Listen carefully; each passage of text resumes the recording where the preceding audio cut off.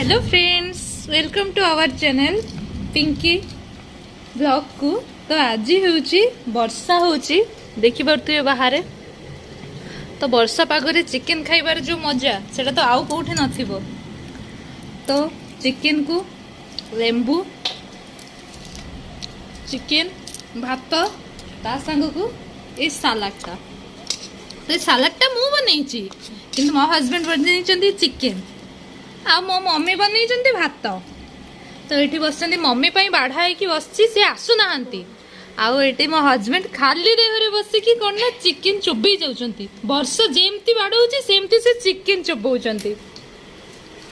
लगी कंटा लगी एकदम खाली देहरे कहीं अच्छ वर्षा होची।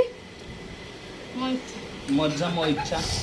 अरे बाप रे ये कौन तमें कहीं सुना थाली रे भात खाऊच? हाँ ना कौन रूपा थाली खाई थंदी ना कौन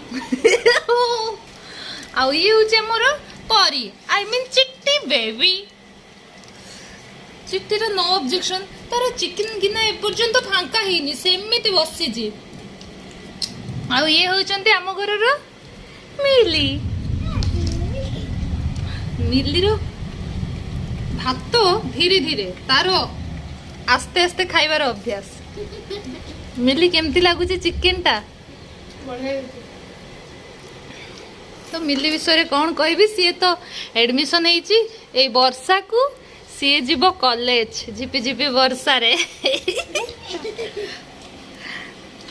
तो आम वीडियोटी केमती लगिला आपण माने लाइक एंड सब्सक्राइब करंतु।